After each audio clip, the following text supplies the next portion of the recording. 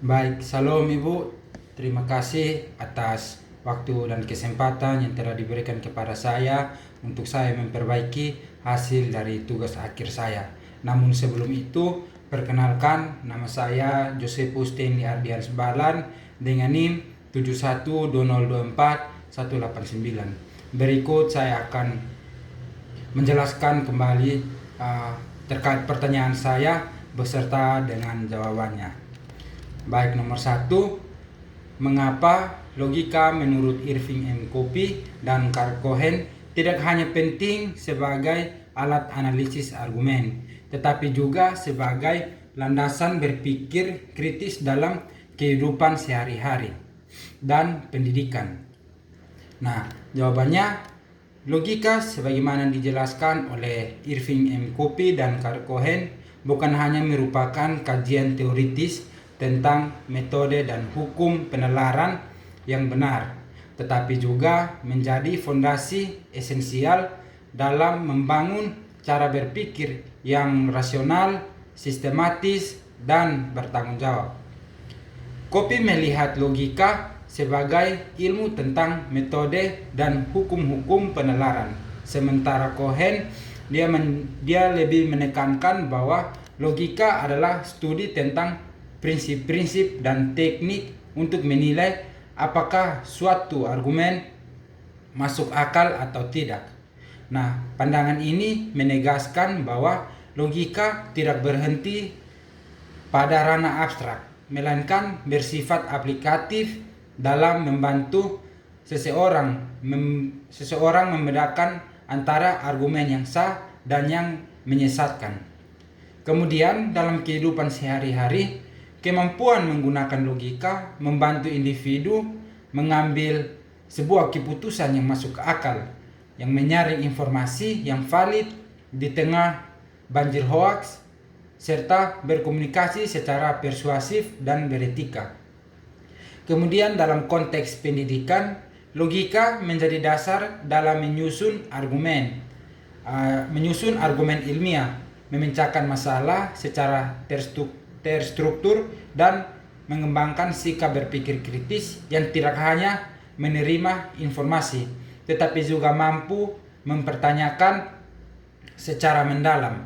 Dengan demikian, logika menurut Kopy dan Cohen tidak sekedar sebagai alat teknis, melainkan sebagai fondasi berpikir jernih yang sangat diperlukan dalam pembentukan pribadi intelektual yang reflektif dan rasional. Kemudian soal yang kedua, bagaimana perbedaan pendekatan etika dalam filsafat Barat dan Timur mencerminkan cara pandang masing-masing budaya terhadap tanggung jawab individu dan hubungan sosial dalam kehidupan bermoral? Jawabannya, perbedaan pendekatan etika antara filsafat Barat dan Timur mencerminkan pandangan yang sangat khas terhadap tanggung jawab individu dan hubungan sosial. Filsafat Barat yang tumbuh dari tradisi rasionalisme dan individualisme menekankan pentingnya kebebasan pribadi, otonomi, serta penggunaan logika dalam menilai tindakan moral. Nah, dalam pendekatan ini, kebenaran etis dianggap bersifat universal dan dapat dijangkau melalui nalar, di mana setiap individu bertanggung jawab secara pribadi atas keputusan dan tindakannya. Etika menjadi urusan refleksi internal yang bersandar pada prinsip-prinsip rasional yang berlaku umum, tidak bergantung pada konteks budaya atau relasi sosial.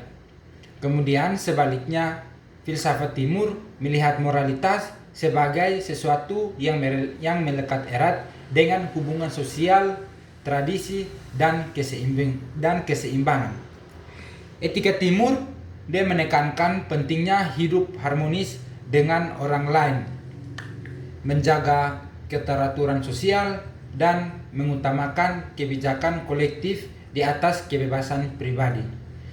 Nah, nilai-nilai seperti penghormatan terhadap orang tua, keselarasan dengan alam, serta pengendalian diri menjadi pilar moral yang dihidupi secara praktis dan kontekstual.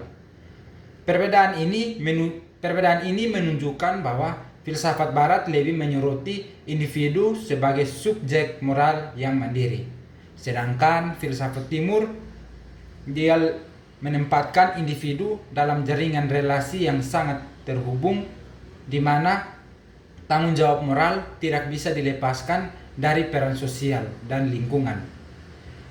Di sini keduanya memiliki kekuatan dan kelemahannya masing-masing, dan pemahaman akan pendekatan membuka ruang untuk pendekatan etika yang lebih seimbang dan kontekstual dalam dunia yang semakin plural.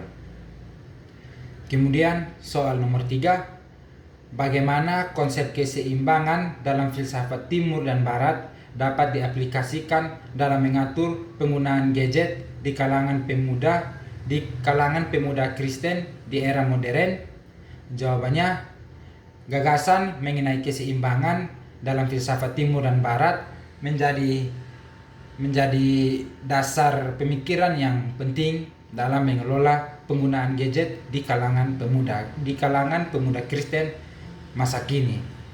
Dalam pandangan filsafat Barat yang mengedepankan rasionalitas dan pemisahan antara unsur-unsur kehidupan, keseimbangan dipahami sebagai keharmonisan antara elemen-elemen yang berbeda, seperti pikiran dan perasaan atau tubuh dan jiwa. Maka dalam hal penggunaan gadget, pemuda diajak untuk mengandalkan nalar dan pertimbangan logis dalam menentukan waktu penggunaan, memilih informasi yang diterima, dan memikirkan dampaknya terhadap kehidupan spiritual dan sosial mereka. Kemudian di sisi lain, filsafat Timur, khususnya Taoisme dan Buddhisme, menyajikan pandangan bahwa keseimbangan adalah hasil dari perpaduan yang selaras antara hal-hal yang tampaknya bertentangan, seperti konsep yin dan yang. Dalam perspektif ini, keseimbangan dipahami sebagai proses yang terus-menerus menyesuaikan diri dengan irama kehidupan. Maka dari sini, pemuda Kristen bisa belajar bahwa penggunaan gadget perlu diseimbangkan dengan aktivitas fisik, hubungan antar sesama, serta pembinaan iman pribadi. Dengan menggabungkan pendekatan analitis dari Barat dan kebijaksanaan hidup dari Timur, pemuda Kristen dapat diarahkan untuk menggunakan teknologi secara lebih bijak, tidak hanya untuk hiburan, tetapi juga sebagai sarana bertumbuh dalam iman dan melayani Tuhan melalui ruang digital dalam kehidupan bergereja. Kemudian soal yang keempat, apa bahaya utama dari ketidakseimbangan dalam penggunaan gadget di kalangan pemuda, dan bagaimana filsafat memberikan solusi terhadap masalah ini? Nah, penggunaan gadget yang tidak seimbang dapat menimbulkan sejumlah dampak negatif, khususnya bagi kalangan pemuda. Dari sisi psikologis, terlalu sering menggunakan gadget dapat memicu gangguan tidur, perasaan cemas, gejala depresi, hingga menurunnya kemampuan untuk fokus. Sementara itu, dalam kehidupan sosial, hal ini bisa mengurangi kemampuan berkomunikasi secara langsung, menimbulkan rasa terasing, dan bahkan mengikis empati serta keterlibatan aktif dalam lingkungan, termasuk dalam komunitas gereja. Pandangan filsafat dapat menjadi pegangan untuk mencari solusi melalui proses refleksi diri dan kesadaran pribadi.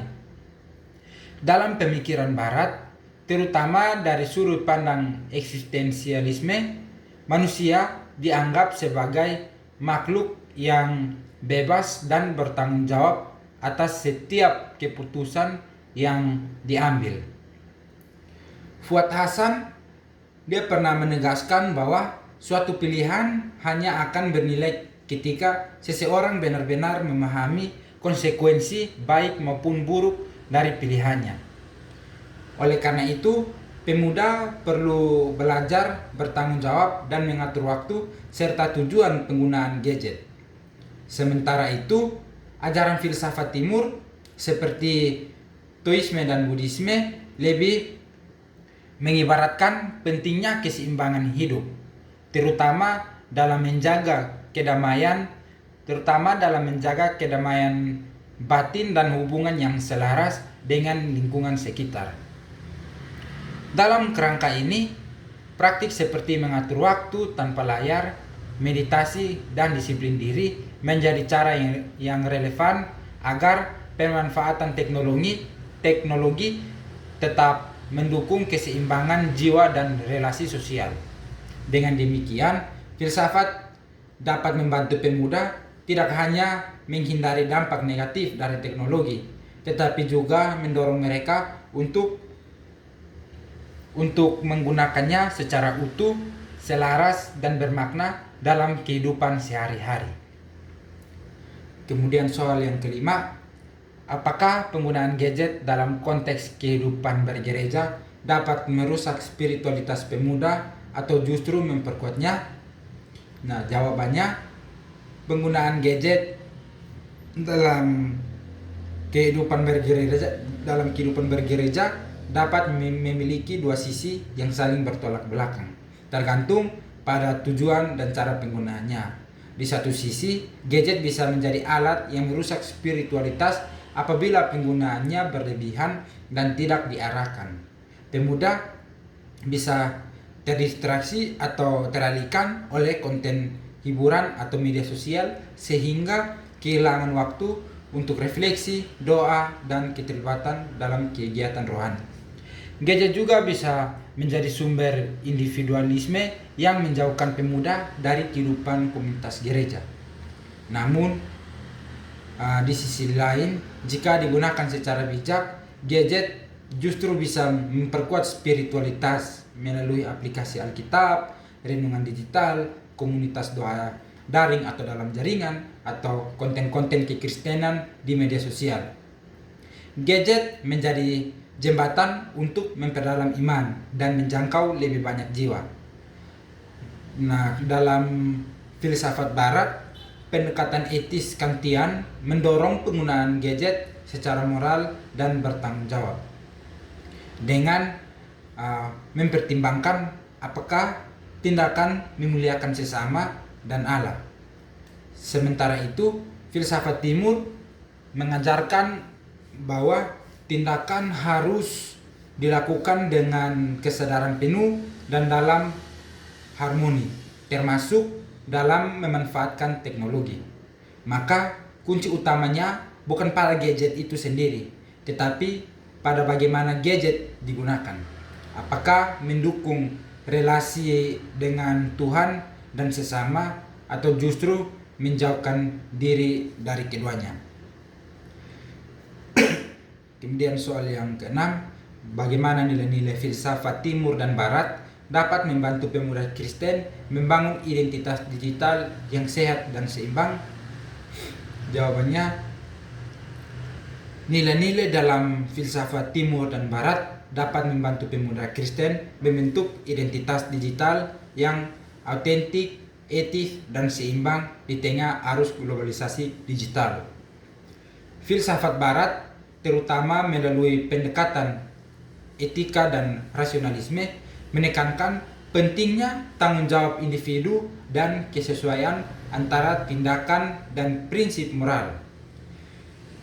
Pemuda Kristen didorong untuk tampil secara konsisten dalam dunia maya dan nyata, dengan menampilkan konten yang mencerminkan nilai kasih, kejujuran, dan integritas sebagaimana diajarkan dalam iman Kristen. Sementara itu, filsafat Timur seperti Konfusius menekankan nilai-nilai relasional seperti ren atau kasih sayang dan li atau tata krama dalam berinteraksi. Nah, hal ini mendorong pemuda untuk tidak hanya membentuk citra pribadi yang menarik, tetapi juga memperhatikan etika komunikasi, empati, dan kesopanan dalam dunia digital. Toisme ia mengajarkan wuwei atau bertindak secara alami dan tidak berlebihan, yang dapat diterjemahkan sebagai penggunaan media sosial tanpa paksaan atau pencitraan berlebihan. Nah, dengan menggabungkan prinsip rasional dan moral dari Barat serta prinsip harmoni dan kepekaan dari Timur, pemuda Kristen dapat membentuk identitas digital yang tidak hanya mengikuti tren, tetapi juga berakar pada nilai iman dan kebijaksanaan hidup. Kemudian soal yang ketujuh, bagaimana konsep yin dan yang dapat membantu pemuda GPIB Taman Sari dalam menjaga keselarasan antara produktivitas digital dan kesehatan mental? Jawabannya, mengenai konsep yin dan yang memberikan panduan filosofis yang sangat relevan dalam membantu pemuda GPIB Taman Sari menjaga keseimbangan antara produktivitas digital dan kesehatan mental. Dalam konteks ini, yang mewakili sisi aktif seperti penggunaan gadget untuk komunikasi, pembelajaran, pelayanan gereja, dan pengembangan diri yang memang mendominasi aktivitas digital para pemuda. Seperti yang terlihat dari data wawancara, rata-rata pemakaian gadget mencapai 12 jam per hari. Namun, jika penggunaan ini tidak diimbangi dengan sisi yin, yaitu waktu untuk istirahat, refleksi, dan relasi non-digital, maka akan muncul berbagai gangguan seperti stres, kelelahan mental, dan penurunan kualitas relasi sosial.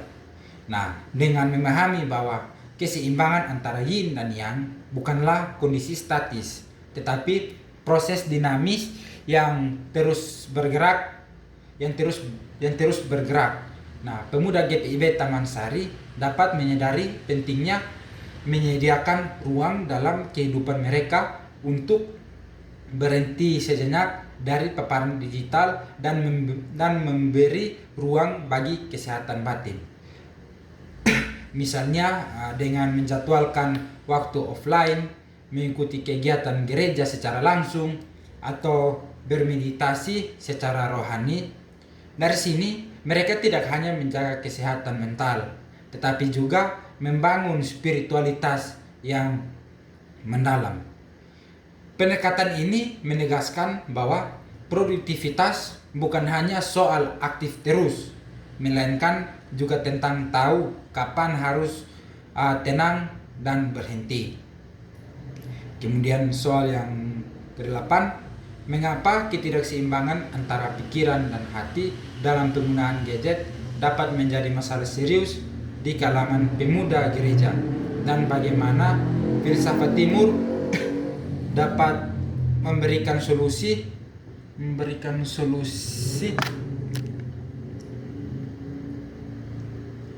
Nah, untuk memberikan solusinya, ketidakseimbangan antara pikiran dan hati dalam penggunaan gadget merupakan masalah yang semakin serius di kalangan pemuda gereja, karena secara tidak sadar mereka sering terjebak dalam dominasi aktivitas digital yang merangsang pikiran, tetapi melupakan kebutuhan hati untuk ketenangan dan refleksi.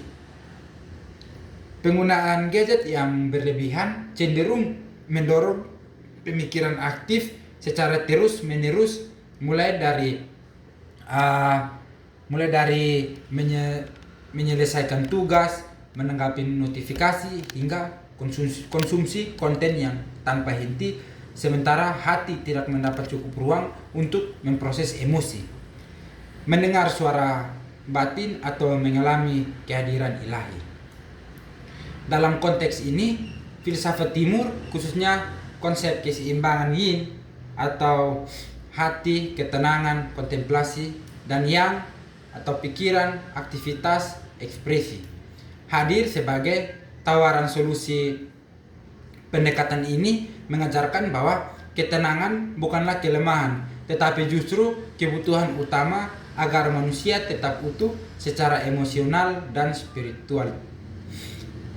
Dengan mengintegrasikan waktu untuk doa, kontemplasi Alkitab, atau bahkan sekedar menyendiri dari gadget, pemuda gereja dapat merestorasi keseimbangan antara pikiran dan hati. Dari sini filsafat timur mengajak pemuda untuk menyadari bahwa dalam dunia yang terus bergerak, terkadang kekuatan sejati ditemukan dalam diam dan kedalaman rohani tumbuh ketika hati tidak dibebani oleh kebisingan digital yang berlebihan.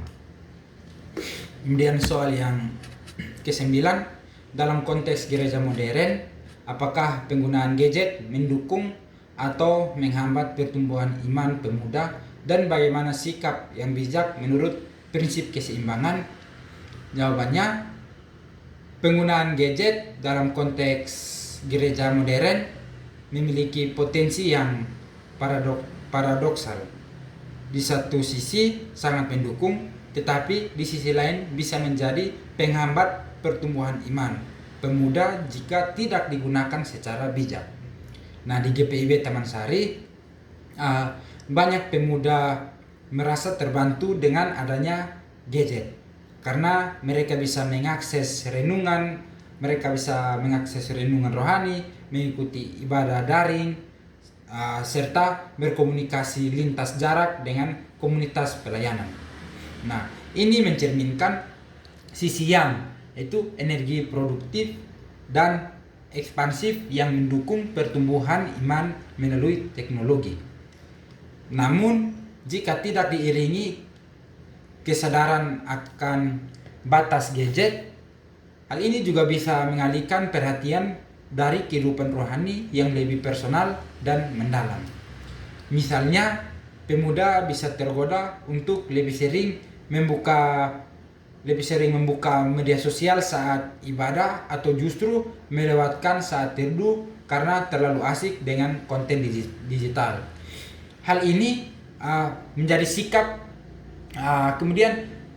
yang bijak dalam hal ini adalah mengintegrasikan prinsip keseimbangan yin dan yang, yaitu menggunakan gadget untuk memperluas akses rohani, tetapi tetap memberi ruang untuk hening, doa, dan ibadah tanpa gangguan.